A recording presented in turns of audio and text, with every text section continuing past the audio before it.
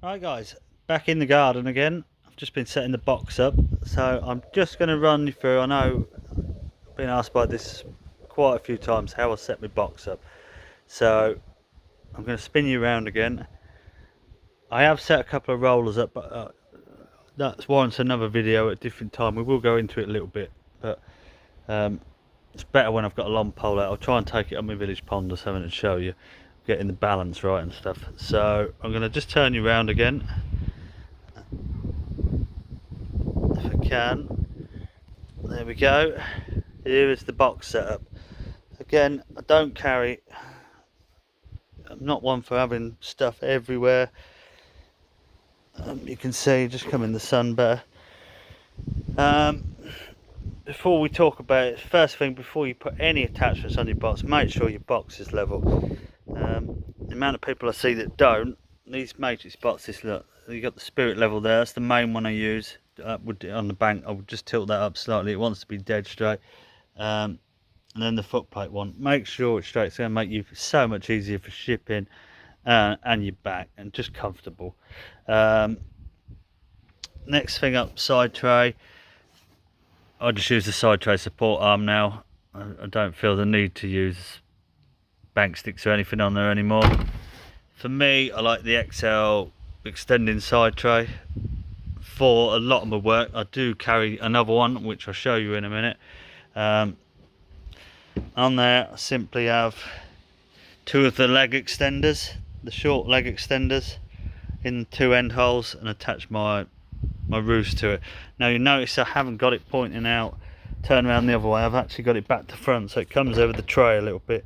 It's just so, like with two bait boxes, I don't ever have a third one in there. It's just so it's easier to reach the top kits. Basically, it's a long way away from you. You find yourself bending over. They're all straight to hand if I have it round the wrong way. It does take up a slight bit of the tray, but not a lot. That is that. Where next? Other than that, the only other accessory I actually have on my box, if I'm pole fishing, is a pole sock. I have it on my middle leg. I don't like it on the front, because if I'm fishing off, I'm sat here and I'm fishing off that way, it gets in the way. I just have it there and just have it angled forward a bit. I actually use one of the feeder. I don't use just a normal foam one. I use the feeder one just so it's height adjustable. That works for me. I really like that setup. I know Matrix, I am due one of the new pole socks to come soon. They'll be out in the shops in the next 2 or 3 weeks. They're a lot smaller than that, and again that will just help with the getting in the way while offering the same protection, and they look really smart. What else for normal fishing? I've just sort of set it up how I'd have it. I know it's not box as such, but cool bag behind me with all my bait. I've got one of the little EVA bags. I've got big pole cups in there, some pole protectors, some bait sprays, and I do have my cat pots in there. They're just in the van. This is a mess at the moment. I'm just about to sort my bait out for Saturday. Yeah, just some pellet oil. Don't use pellet oil very often. Some liquid food. The Method Ready bait salt, I use that on everything. Just put a bit of that in my water, mix my ground with. Always have a bit of corn with me just in case. Chop worm scissors. The booster spray, like I've got lots in there, the F1 and everything. But I find, especially at the moment, like Meadowlands on Sunday, where it's fishery pellets, I'm so keen on the catalyst flavour. Buy the fishery pellets, put them in a big shallow bowl, like the bowl that comes with your ground bait bucket. Give them a really good spray, shake them about, give them another good spray, let it dry in the sun. Just that bit of extra attraction. Little mini bait bag. These are my drilled pellets for the bomb. Just some normal 8mm catalysts, 6mm catalysts for venues. There'd be a hook bait on venues where you're using fishery pellets. These are some 6mm screens. They sink really lightly. They can be really useful on days. There's some spotted fins, some halibuts, and krill some 8mm pellets. I've got some 6mm krills somewhere. I need to find them actually. I've put them in the van. I had them out coaching on Sunday. They're the ones for slapping and stuff at the moment. There's some 4mm ones, they can be really good. Well, not them ones. See, I don't use them very often. They've got some wet in them. Note to replace them in a minute. Always carry some hemp with me. Obviously take a lot more if I'm fishing a venue and need it. Behind pole roller, there'd obviously be 2 pole rollers. I will go into pole rollers quickly. The main thing is having the balance right and the height right. Your first roller wants to be top 5 away. I see loads of people with it right behind them, and you just can break your pole. You want it so the weight of the pole by the time it comes off that one is heading down into the lake, so the rig stays smooth. You don't bounce it about. Take your time to get it right. I always have a rough go with it, get it about right, plumb up and everything, and then once I'm all set up, I spend a little bit of time shipping about and getting it dead right. It makes you so much more efficient. Get it the right height. Again, where you sit on your box, you want it to be coming straight off your knee, so don't have it too high. Again, don't have it really low. I see people bending down, that's no good for your back, or it's not smooth for shipping. Keep it so the weight comes off your roller and the weight's across your knee. It makes so much easier. Also, make sure it's square. What I mean by that is, if you're bringing your pole and it wants to be these want to be horizontal to where it is, if you have it turned a little bit, it then makes your pole spin, and you start losing stuff out your pot because it's trying to spin it. Keep it dead straight. You'll see this other roller here. This is actually for my landing net. Again, I'll go into a different setup in a minute. I'm talking carp fishing at the moment. This is, I always like a 4-metre handle for carp. Rests on the front here. I'd have all my nets there. Yeah, just have it far enough behind you. It's just so I'm not picking the net up. The net I have it rested there, at the end of the handle, so it's straight to hand. I can pick it up while I'm sat there. No messing around. I like the long handle. Getting on to feeder fishing, you'll notice that probably isn't everyone's choice for commercials, but where I'm doing a lot of bomb and waggler fishing combined at the moment, that's so much easier to drop your rod on when you're feeding with the bomb, with the waggler. If I was solely fishing a feeder venue, I just unclip that one. It's all quick change like most companies now. And just have that one nice and secure, and on a windy day. A little point I will say with it is, if you're fishing feeder or bomb or whatever and pole, that rod rest, either one can get in the way when you're fishing. You can simply just swing it out the way, which is what I do. Swing it behind me out the way when I'm fishing the pole, so you're not netting fish and banging around it. It's a little thing, but it's all about being efficient.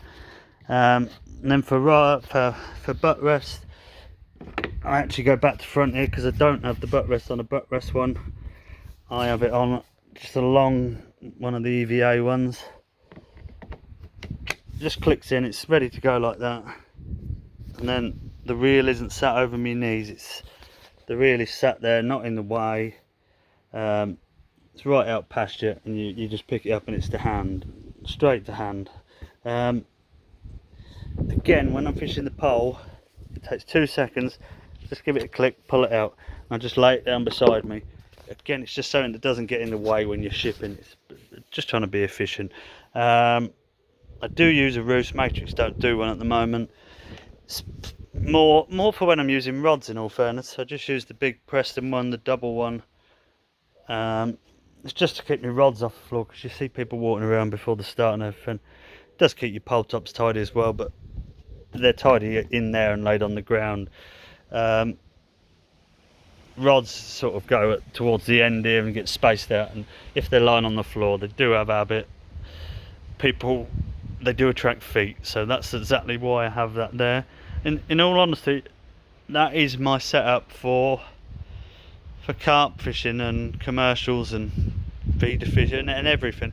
The only time it does change is for fishing with, like, there's a lot of, I won't say it's for fishing with casters because it isn't just for fishing with maggots and casters. I'll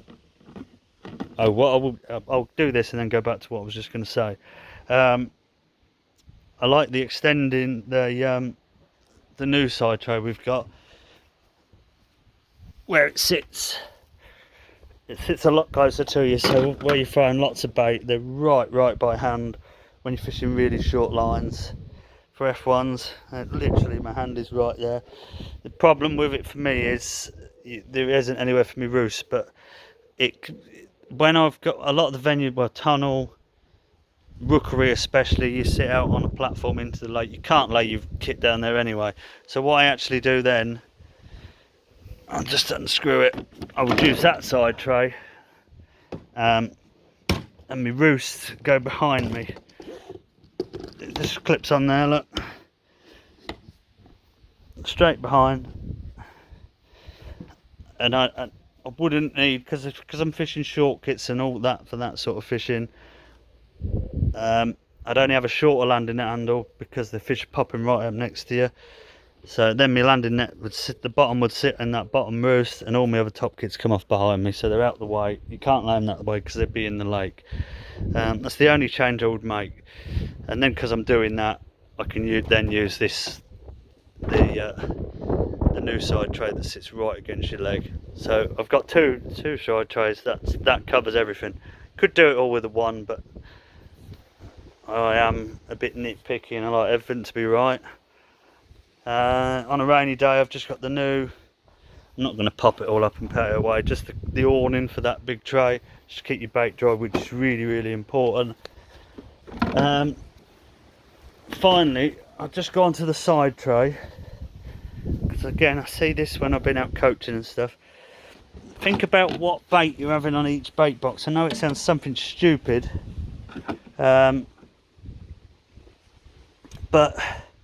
if you're catapulting something, like for me, well, we'll take float fish this weekend. There'll be a couple more bait boxes involved, but I'm going to be fishing, pinging 6 mils on the pole. I'm going to be pinging 8 mils on the bomb. I'm going to be fishing meat. To me, it all makes sense where I'm going to have it, but a lot of people won't. 6 mil pellets I want in the front here, because I'm going to be holding the pole, and I want to be holding the pole still and picking them out and dropping them in my catapult, so that anything you're catapulting have at the front, you can leave your elastic hanging over, fill it up, and away you go, nice and close to you. Again, I want for me 8 mils to catapult at the front, so I can fill it up, but the rod is going on the rest, so I can then pick it up. It's not that far away, but you want the pole ones closer to you. Again, I'm throwing meat.